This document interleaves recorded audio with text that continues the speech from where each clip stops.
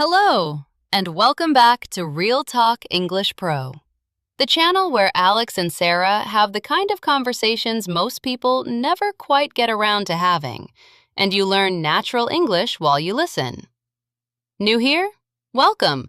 Stay until the end. This one has some genuinely useful phrases. Coming back? Always good to have you again. Today, Sarah had an awkward moment at the weekend. The kind of moment that lives in your head for days afterwards. She is going to tell Alex about it. And what starts as one embarrassing story turns into a real conversation about something we all live with. The awkward moments of everyday life. And how to actually handle them in English without dying inside.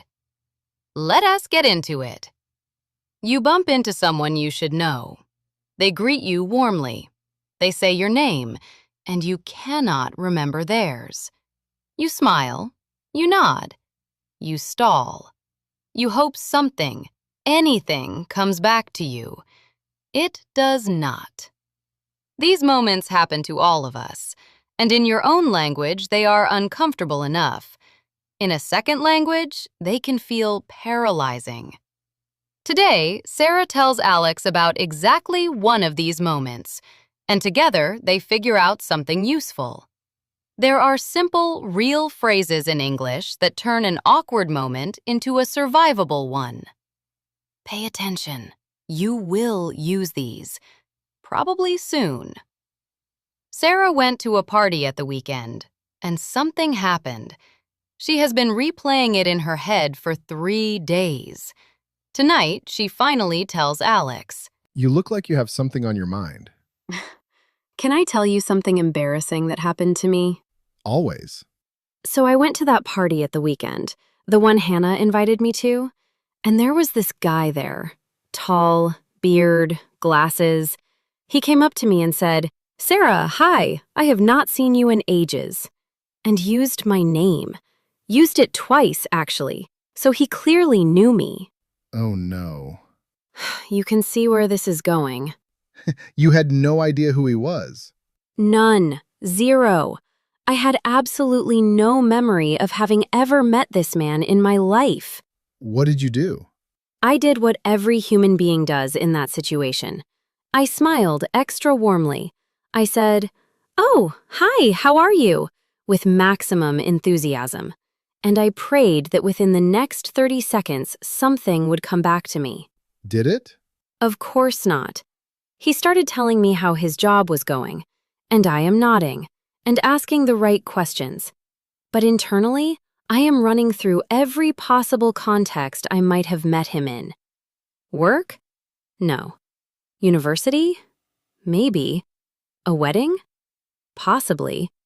I cannot place him at all. How long did this go on? 12 minutes. I checked the clock when it ended. 12 solid minutes of pretending I knew exactly who this person was. Sarah. I know.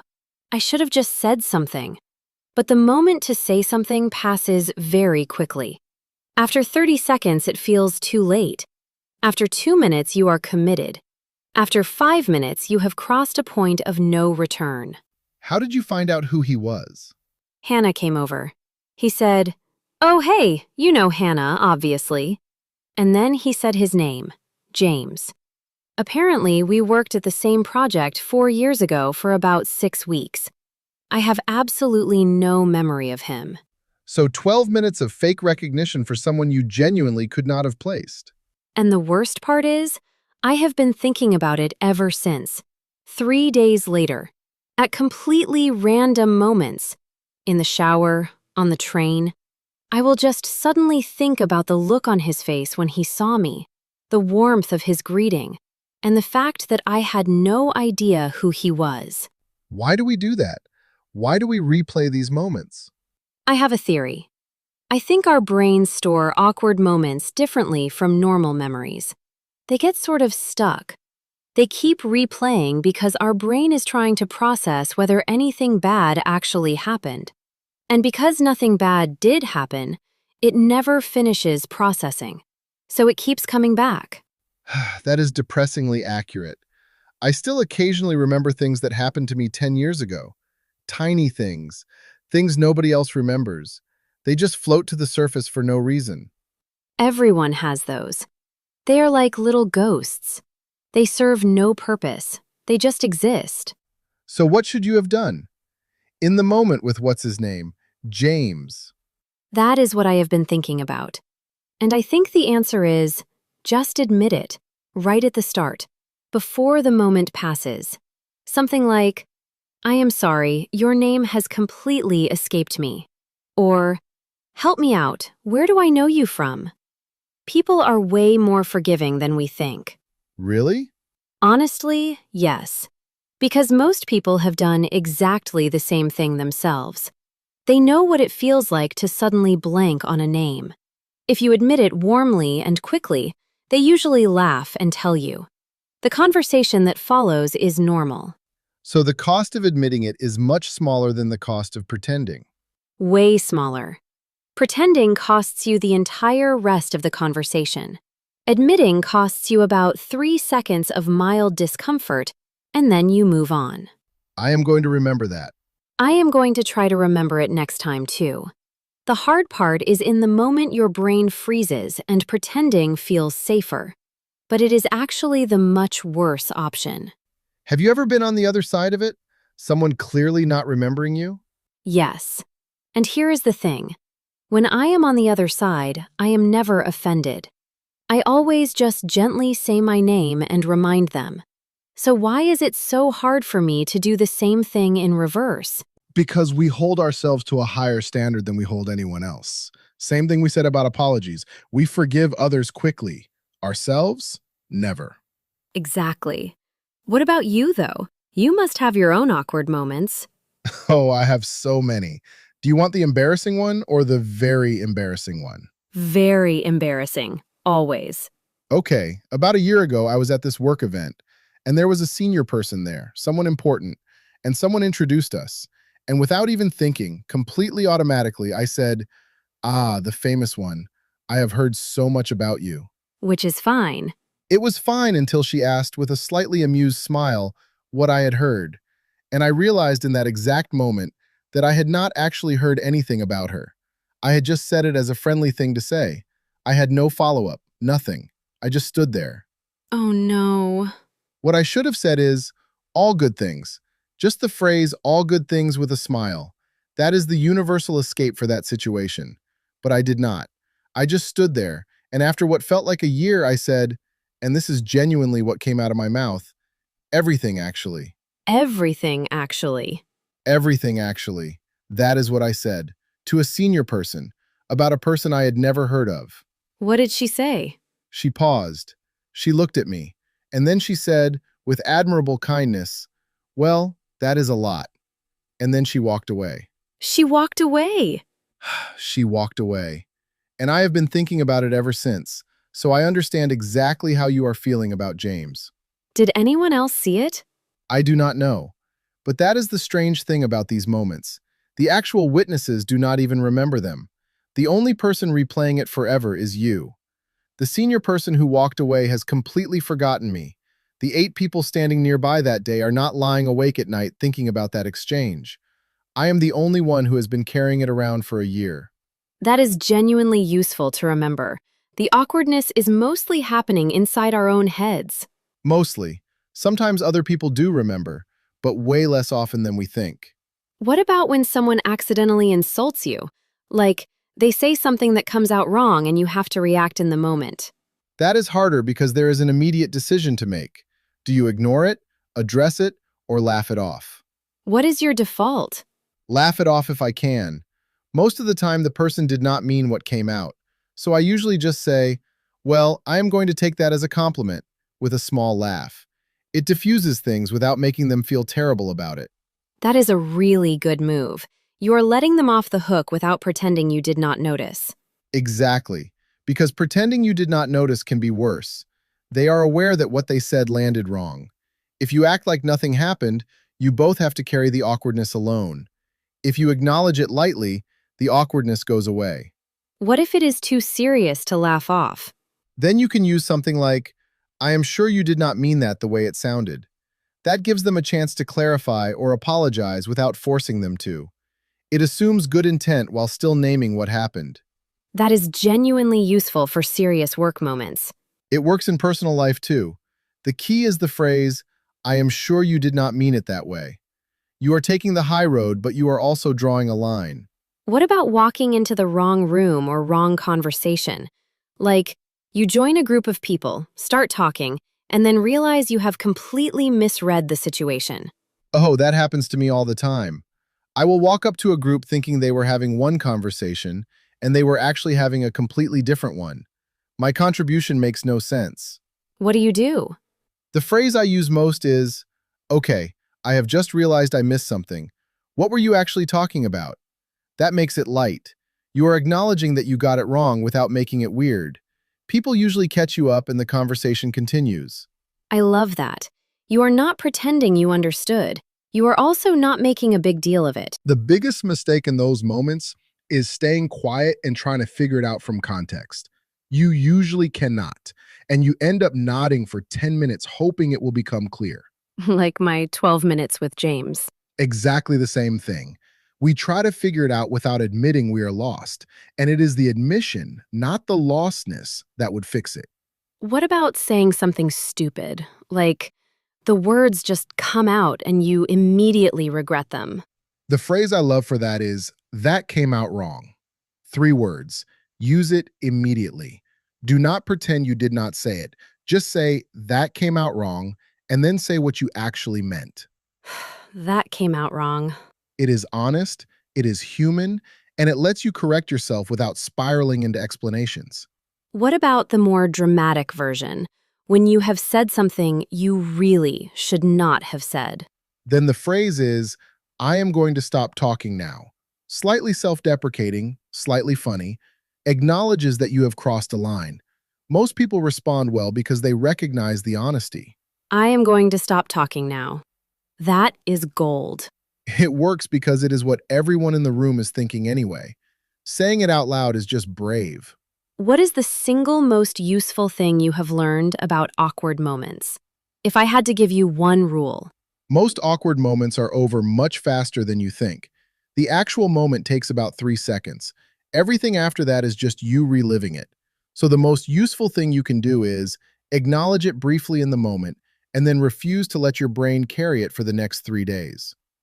That is easier said than done. Of course it is, but the practice itself helps. Every time your brain pulls up an awkward moment to replay, just gently say, that is in the past. Nobody is thinking about it but me, and let it go. Over time, the replays get shorter. And what about the very moment itself? The single most useful phrase. Probably, I am going to laugh about this later. You can even say it out loud, even to the other person. It is honest, it is human, and it signals that the awkwardness is temporary. Most people relax immediately when they hear it. I am going to laugh about this later. That phrase has rescued me more times than I can count.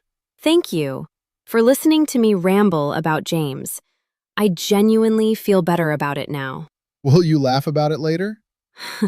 I am laughing about it now, quietly, internally. That was a real conversation about something every single one of us deals with, the awkward moments of everyday life. Now let us look at what you can take from today's conversation. 5 key phrases, 4 vocabulary words, 4 phrasal verbs, 13 things in total. Let us go through them. Let us start with the key phrases. These are the magic phrases that diffuse almost any awkward moment. Phrase number 1.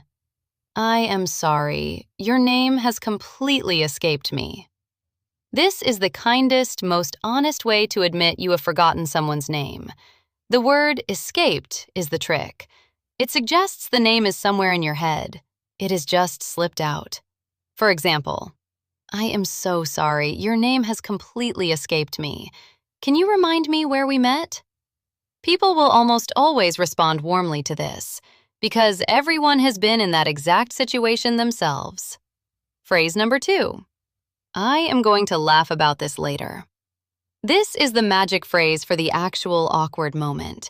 It signals that the awkwardness is temporary. It puts you and the other person on the same side. For example, Okay, I am going to laugh about this later. Right now, I just want to disappear. It transforms a tense moment into a shared one, and it usually makes both people relax immediately. Phrase number 3. Pretend that did not happen. A light, playful way to acknowledge an awkward moment without dwelling on it. For example, okay, let us all pretend that did not happen and move on. This phrase works particularly well in small group settings. It gets everyone on board with skipping past the moment together. Phrase number 4. I am going to stop talking now. When you have said too much or said the wrong thing. This phrase is honest, self-aware, and slightly funny. For example, yeah, I am going to stop talking now. Pretend I said something more elegant. It works because it acknowledges what everyone is already thinking. Saying it out loud is just brave honesty. Phrase number 5. That came out wrong. 3 words. Use them immediately after saying something you regret. For example, sorry, that came out wrong. What I meant was... It is honest. It is human. And it lets you correct yourself without spiraling into long explanations. Now, vocabulary words. Words that come up constantly when we talk about awkward social moments. Word number 1. Cringe. This describes the deep internal feeling of embarrassment when you remember something awkward. It can be used as a verb or as an adjective. Cringeworthy or cringy. For example, I still cringe when I think about what I said at that party.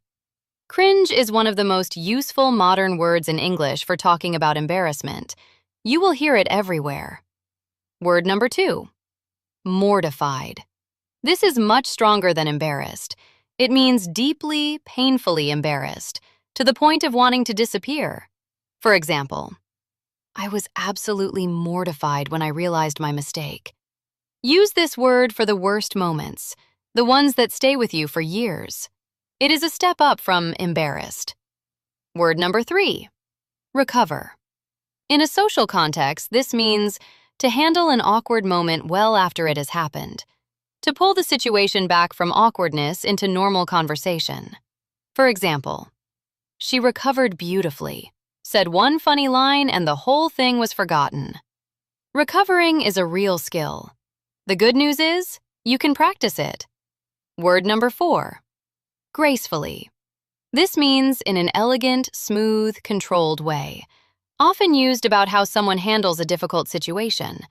For example, she handled the awkward moment gracefully, with humor and warmth. Doing things gracefully is a sign of social skill and emotional intelligence. It is what we are all secretly aiming for in those moments. And finally, phrasal verbs. These are 2-word verbs that come up constantly when describing awkward situations. Phrasal verb number 1. Brush off. This means to ignore or dismiss something so that it does not bother you. For example, I just brushed off his rude comment and changed the subject. Brushing things off is one of the most useful skills in social life. Not everything deserves a serious response. Sometimes you just brush it off and move on. Phrasal verb number 2. Laugh off. This means to treat something seriously bad or awkward as if it were funny in order to make it less heavy. For example, when I forgot her name, I just laughed it off and admitted it. Laughing things off is a slightly braver version of brushing them off. You are not pretending it did not happen. You are choosing to make it light. Phrasal verb number 3. Bring up. This means to mention or introduce a topic in conversation. For example, I really do not want anyone to bring up what happened at the party. Bringing up sensitive topics is something we all do, sometimes accidentally. It is one of the most used phrasal verbs in social English. Phrasal verb number 4.